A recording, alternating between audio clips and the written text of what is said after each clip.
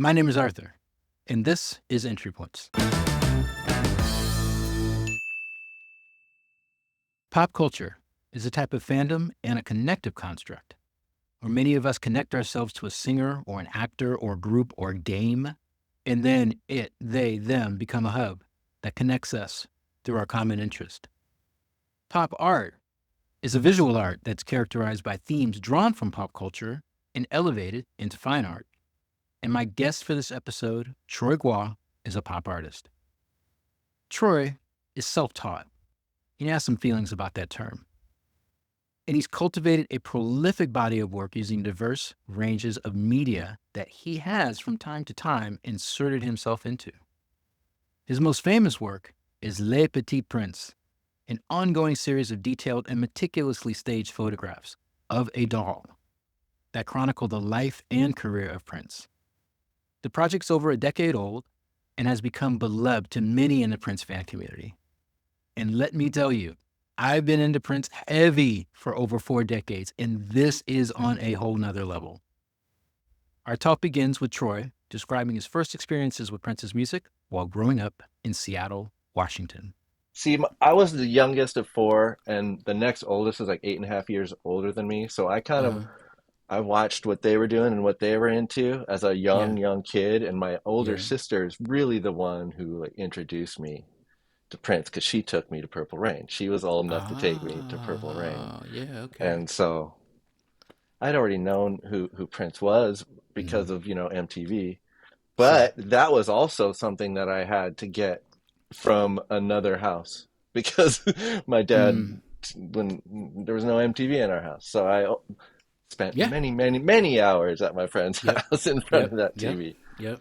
Mm-hmm. There was just something about that sexuality, that part of it, and the weirdness of something I'd never seen or heard before, and the idea that I don't know, the utopian vibe of that group of people that he had with him was just like, that's it.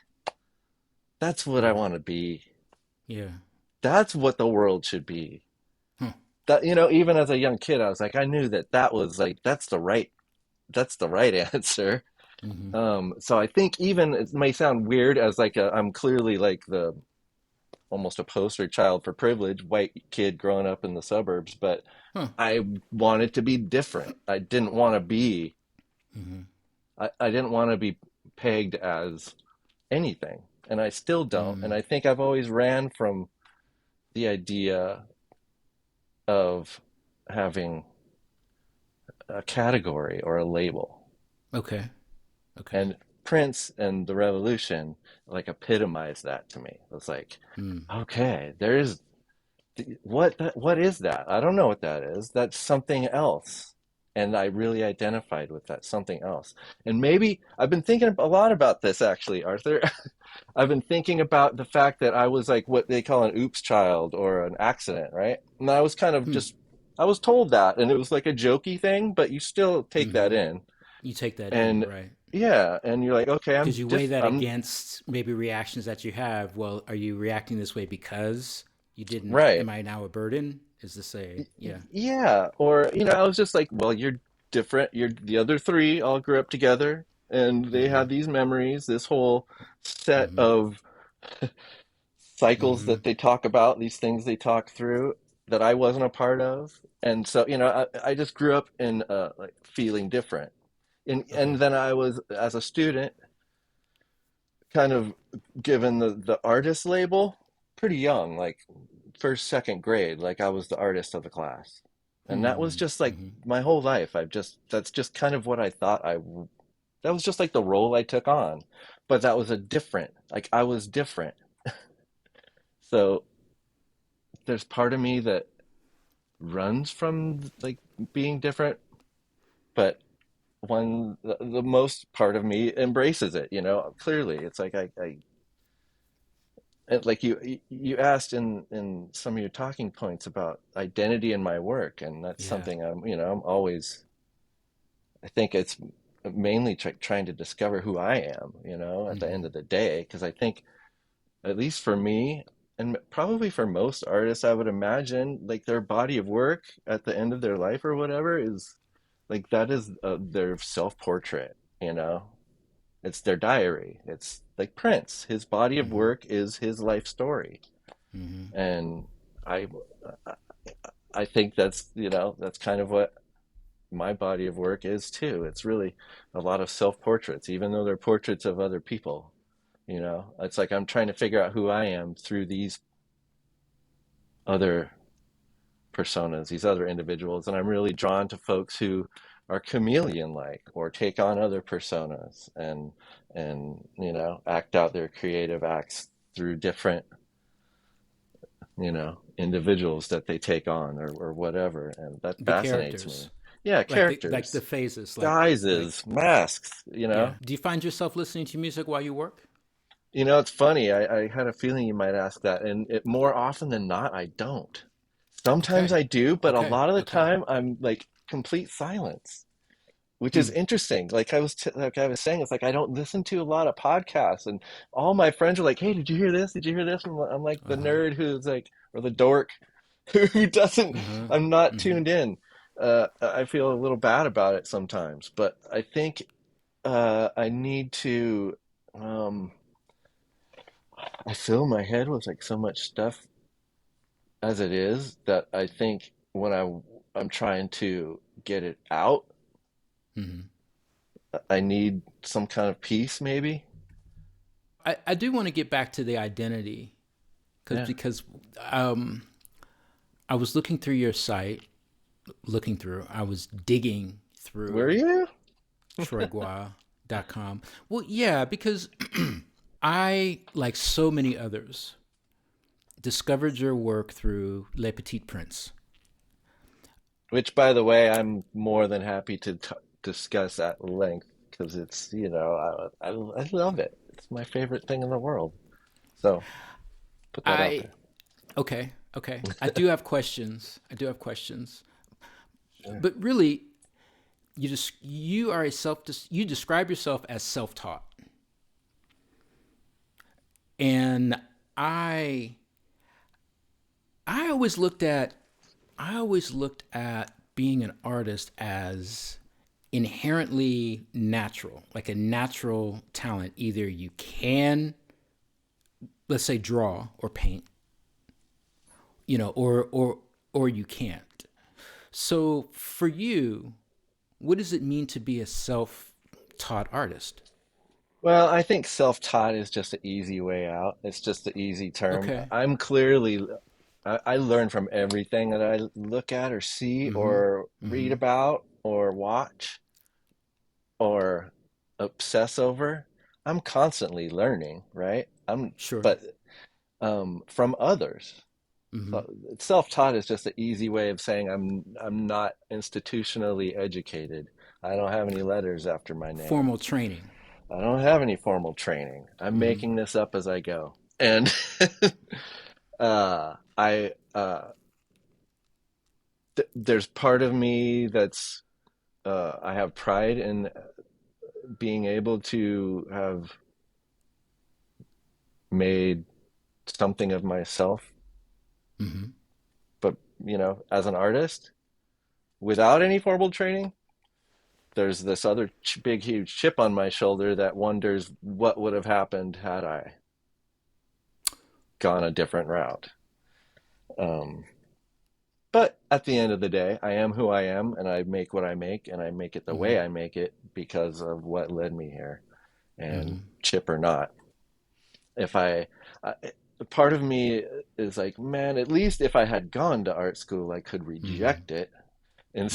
instead of just feeling or telling myself that I didn't go to art school, so I should be, feel this freedom Mm-hmm. that maybe would have been tampered had I gone.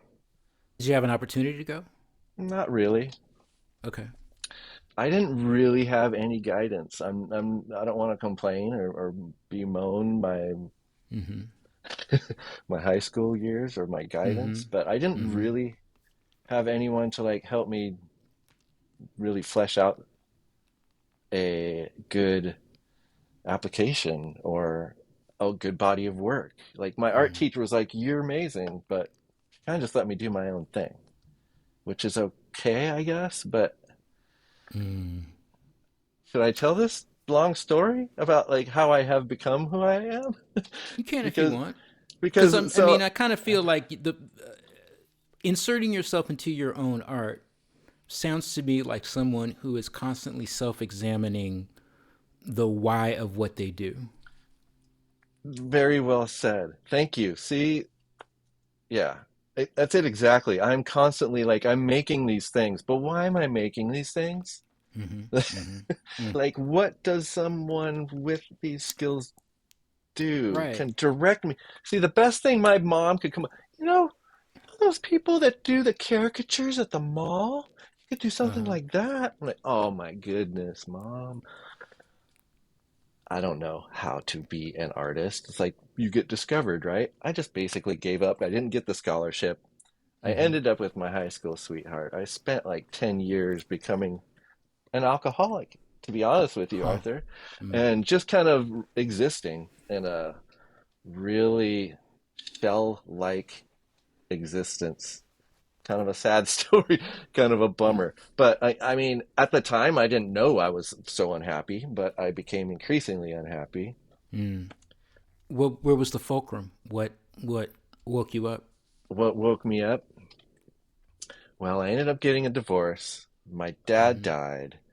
Mm-hmm. I then got a DUI. I had to move back home to my mom's house for a while.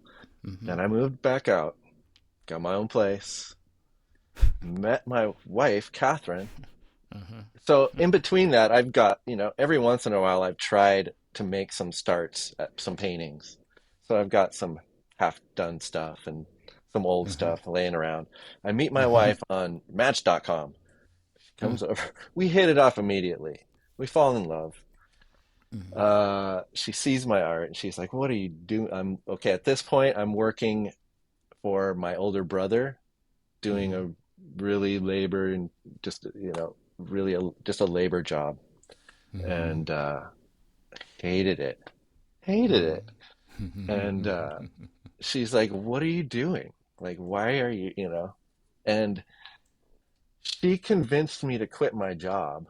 And she was making enough money at the time that she could support me while I got some kind of art career going. Huh. And this was like pretty soon after we met, like within a year. And I think had my dad been alive, I don't know if I would have been able to do it. Like, Okay. just because of the pressure that Mm-hmm. was always like, you have to have a job, they just Mm-hmm. wanted me to have a job and pay the bills. Like my Mm-hmm. folks were like Midwestern kids who moved to Seattle for the Boeing opportunity. There you go. And Yeah. Okay. that's like the impetus of my family. That's where we come from. And I lived like a mile from the airport, predominantly white. But my first friend ever in the entire world was a little black girl. So Mm-hmm. there was a few black folks, but it was pretty white and pretty blue collar, and I just didn't want to be that, you know. Looking back Mm-hmm. now, I'm like, that's why I was like really cultivating my differentness, is because I just, it wasn't a place I wanted to remain. I get it. Yeah. It's like at a point it has to all fall apart in order for you as the individual to put the pieces back in place. But there's always an angel. There's always a secondary. There's always like a player two.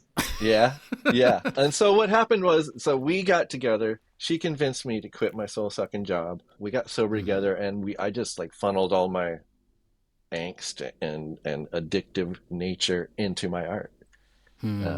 and started really very basically. Do you know what Craigslist is? I'm sure you do. Oh yeah. Oh yeah. Yeah. Okay. So Craigslist would have ads for, salons would put up, we need art for a month or whatever. Coffee Mm-hmm. shops. That's how Mm-hmm. I started like just getting practice hanging my art. And, Mm-hmm. this led to that. And this it just kind of, I was Was ambitious and was that scary? no, I was really confident. Like, Okay. that's Okay. the thing Okay. is that there's part of me. I've got this lots of dualities, but one of them is that I know I'm really good, Ah, all right. and I don't know how to get further. So there's like this conundrum in my career Hmm. because especially like locally, I do well commercially at the museum store, right? But Okay. the traditional represent, the gallery system doesn't really take my work seriously because Hmm. because it's too poppy, because it's too manufactured looking. LPP is another example. People either love it or they hate it. I know this intellectually that that's a good thing. Like the people who are Hmm.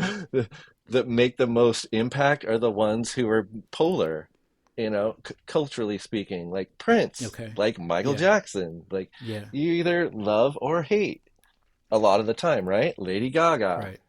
Right. Um, but they also have this amazing output, Yeah. and Yeah. that's what I'm after.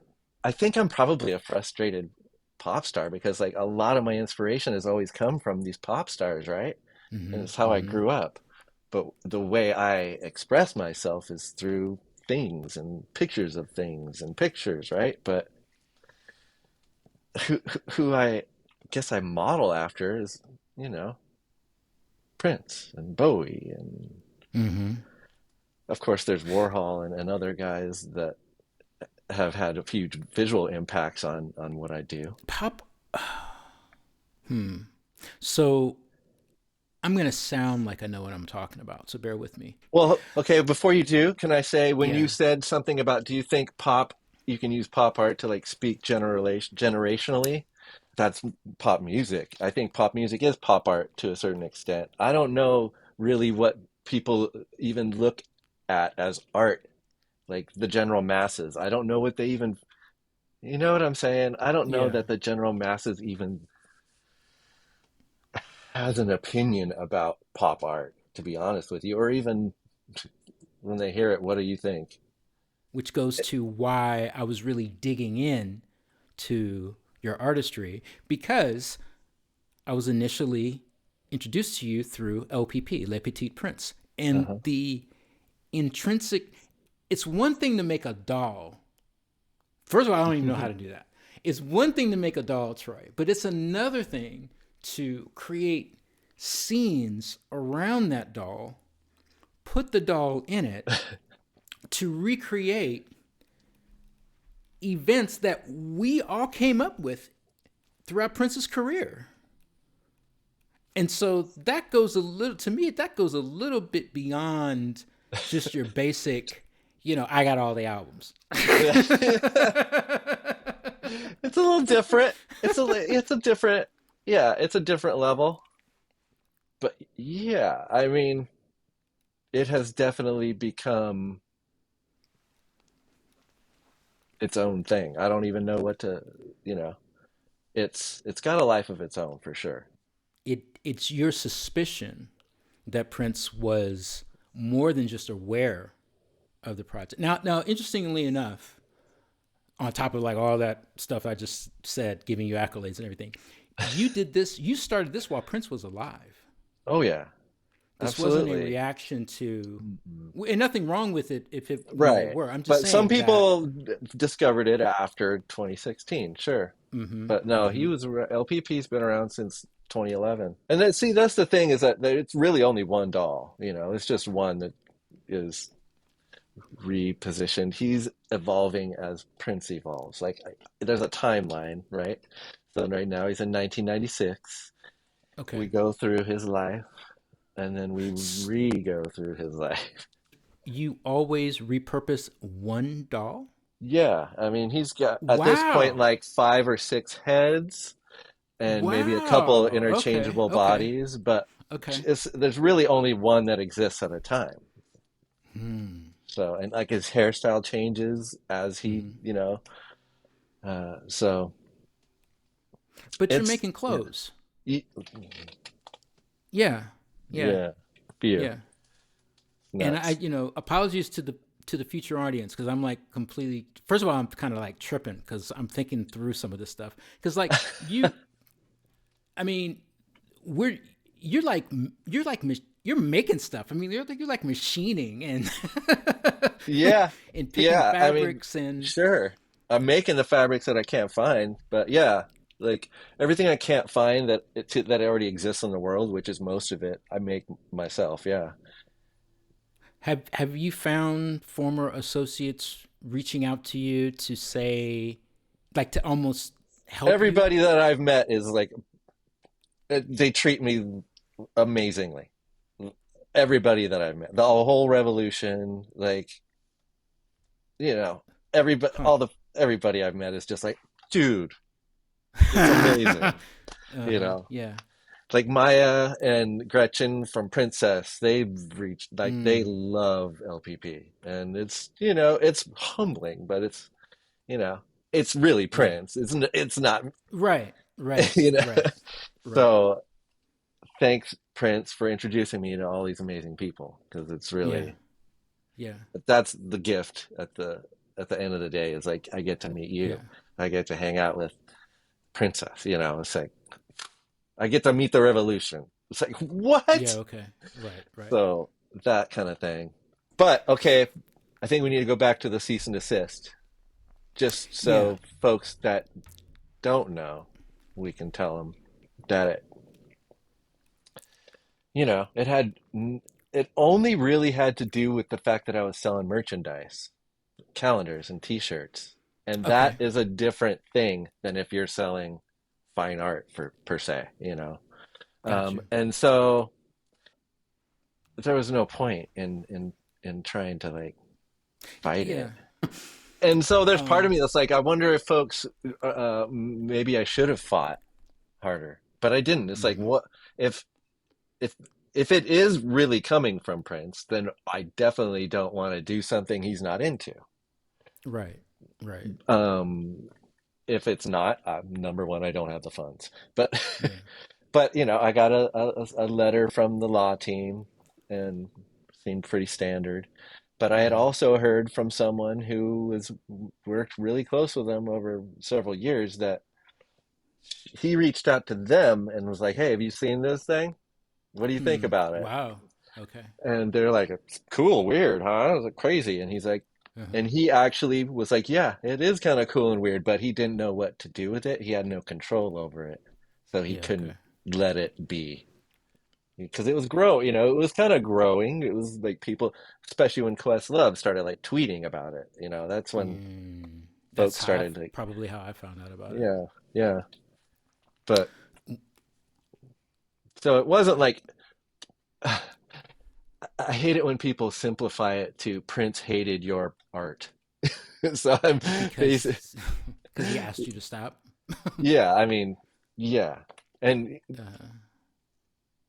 Uh, they asked, did he see this art? And like most of mm, the stuff that people are seeing now, that he didn't see. It was a lot yeah. of the stuff I've worked on and is like most refined Yeah. has come after, sadly. But at the end of the day, it's really all about the fact that I get to hang out with people who loved him like I did. Yeah. Well, has Le Petit Prince parlayed into other opportunities for you based on eh, Not really. clearly there's a quality of craftsmanship. Thank you. Not, I mean, not really. I've been really like fortunate and stoked that it was in the museum in the Mm-hmm. University of Minnesota, the Weizmann Art Museum, and Mm, their mm-hmm. Prince from Minneapolis show a few years. I guess it's been like 4 years now. I mean, Mm-hmm. that was amazing opportunity to like, okay, it kind of legitimizes the work in a way, right? That was cool. I wouldn't say it's really a labor of love, Yeah. Okay. It's and I've got this really amazing core group of folks who love it and love me and help me support this thing that, is a living project really on Patreon, right? Because Yeah. I discovered this right around the time that the pandemic was hitting. and it's kind of saved me. And I Mm, don't want to like. There's this fine line where I don't want it to be about commerce because it's not. I'm definitely not making money off of Prince merchandise or on Prince at all. But I am a working artist, so I need to be able to have some kind of funds to make and continue working, right? So that's mm. how I look at it. These patrons help me keep this project going. And yeah, that's like one side of my career, and the other side is like I'm always hustling, trying to figure out how to, Yeah. sell these things that I make, these paintings or whatever. So You've got a really good description of yourself and your work on your website. you Again, think? Thank you. troygua.com, TROYGUA.com. Um,7 letters. that, Thank you, Arthur. I struggle with that. Like I told you, I struggle with words. So that yeah. the statement and all that is like it's always a work in progress, always changing. Like, so Well, thank you for it's saying that. no, absolutely. It was really insightful for me, just from the standpoint of, because I know how. So first, your thing is first is the idea. That's the idea, and then it's the medium that can best manifest the idea. I'm paraphrasing Yeah. terribly, No, and then perfectly. it's like the process will serve the medium. Now I know that when I have ideas after I've like procrastinated and sat on them for like 6 months or whatever, but I'm a configurer. Like I'll get into the weeds of configuration. Do I Okay. have the right? There's just this. It's like, okay, do I have the right camera? Are the blinds in my room set up that I got the light Uh-huh. going? Should I do the thing where the phone is the camera and it follows me I around was or what? noticing that. I was like, that's fancy. It's like, but you see what I'm saying? It's like I'll get so far in the weeds of the Before configuration you of it, begin doing the thing. I'll almost forget the idea. That's You funny. know, never mind the process of it. That's an interesting, yeah, boy, that's tough. I'm pretty intuitive for the most part, and I'm more of a tinkerer than I am a configurer. Hmm. I don't This know if probably sounds that's, like a strength, Troy. yeah. I don't know. I think it comes from my dad. I don't know. But like I will have an idea. I will have a visual, and I'll just start messing around, really. I'm thinking more in like lines with like Le Petit Prince. Like Mm-hmm. I'll have an idea, like, okay, I'm reading Maite's book, and she talks about how for on the way to the wedding, he rode in the back of a flower truck with the Mm-hmm. flowers to avoid the press. So I'm like, man, Mm-hmm. what a visual. So I'm like, okay, how do we do that? Mm-hmm. So then Mm-hmm. I start figuring out how to put this image together. I see the image already, but Yeah. what do we have? And it's usually MacGyvery. And like, what do we have around for starters? It's like phone Okay. cords, my Okay. go-to. I don't know. And I just Mm-hmm. start doing stuff. Yeah. So that process is like very fluid and it's Mm-hmm. different for every image, but there's always there's always the setup. It's always in the same place. Yeah. It's, there's lighting considerations. Um, But for the most part, every image is going to be a different type of an image, so it's always going to change. For like the pop hybrids, it has become a streamlined thing where it's uh they only come out of me now when I'm super inspired. Like for a while there, they were just flowing, right? Mm-hmm. And Mm-hmm. this is maybe a different topic, but I've people have asked me a little bit about it, and I'm very all over the place, right? It's like I've got all these different bodies of work, but I think Yeah. of them as kind of metaphysical islands that I can visit. Hmm. So, because I go Mm-hmm. back to Mm-hmm. them sometimes. Mm-hmm. Sometimes maybe I do only visit once, but I create a whole body of work, and that's this island, right? But like the pop Mm-hmm. hybrids are this island that I have visited over and over, and I will continue to go back to, right? Um, but they started as hand painted, acrylic on canvas. paintings that I would then resin coat. Wow. Okay. And the originals they would sell. And then someone would come and be like, "Hey, do you have that Marilyn and Einstein piece?" I'm like, "No, that's sold, but I've got this Ronald McReagan." They're like, "Ooh." So over time of creating this series and kind of seeing that people were falling in love with specific pieces, obviously Mhm. because of the iconography involved, like Yeah. these personalities, these identities that I'm putting into these pieces, right? People are Hmm. identifying with. So it made sense to create a limited edition series of this work that still Hmm. resembled the same original painting, Yeah. but could be done in a different way. So I then began having them printed on photographic paper, on metallic photographic paper, and mounted on this Sintra panel that I would then resin coat and finish the Hmm. backing. And there's a limited edition number of each image. So 10 at this size, 5 at this size, 5 at this size, 3 at this size. Hmm. So we really systematized the whole thing. I worked Yeah. with Sam Gallery about it because I was like concerned, like, is this, can we do this? Is this like legit something that people Hmm. will be interested in? And Hmm. we kind of put it together in the same way a photographer does a limited edition series where he'll like print to order, like it's maxed out at 10, but makes them as they're needed. So that's what I've been doing since like 2010. Yeah. So this the process now is very just it's quite just digital. And I send off Okay. the file and Yeah. they do their magic and I pick it up. The Sam Gallery, the Seattle Art Museum Gallery, they've Hmm. been a real friend to you. Huge. Like they're the reason why I'm able to exist still, really, All right. as an All artist, as right. a working artist.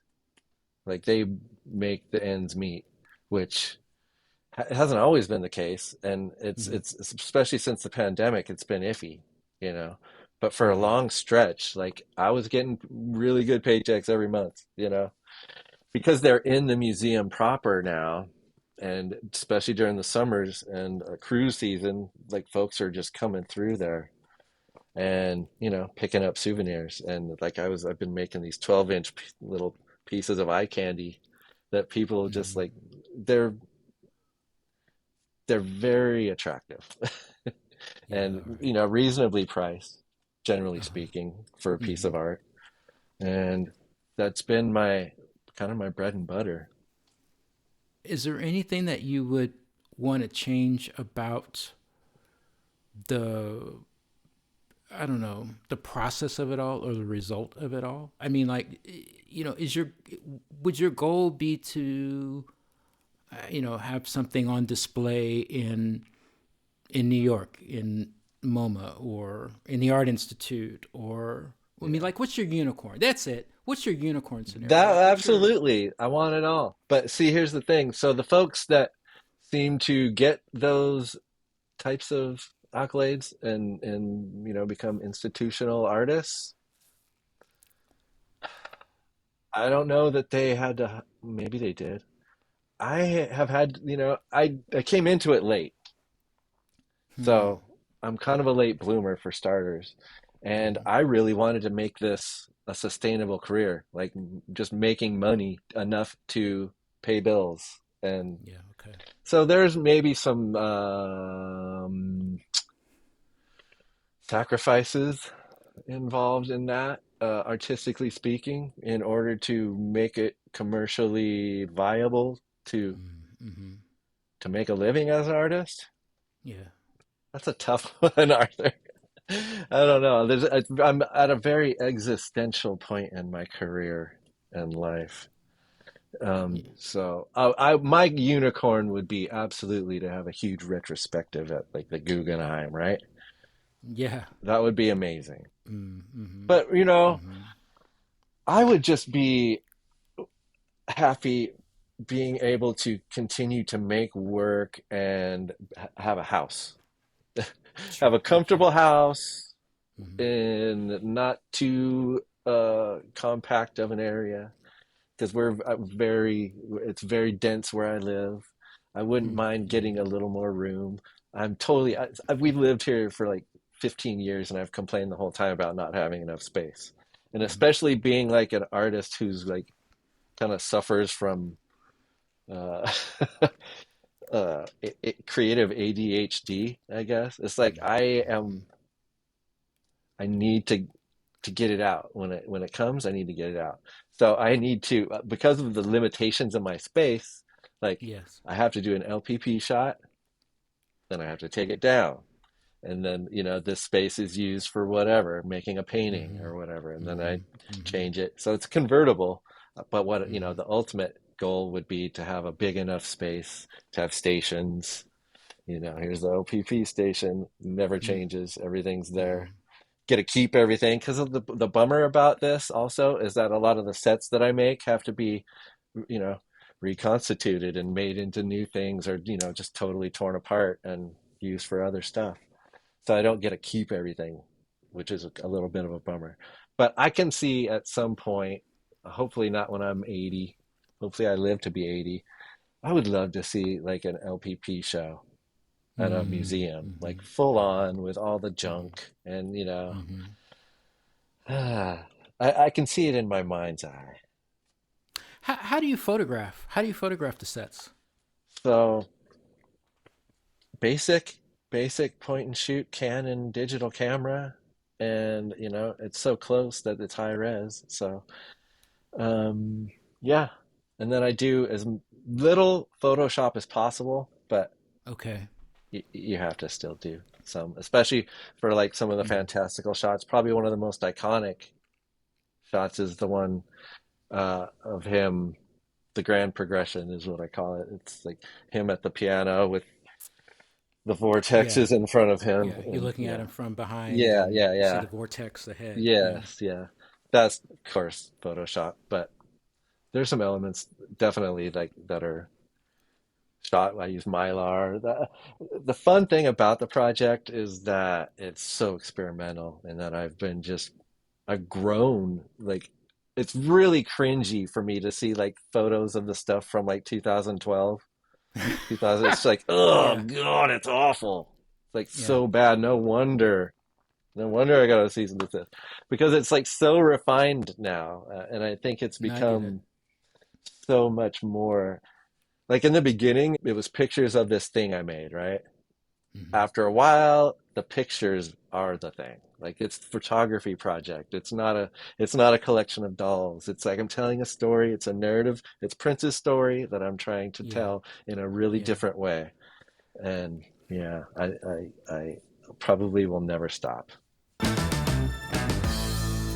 This has been Entry Points. Learn more about Troy Gua at his website, troygua.com. That's TROYGUA.com, where you'll find pages devoted to both his Pop Hybrid series and Les Petits Princes. He's also got a store. So thanks for joining me, and as always, we'll see you next show.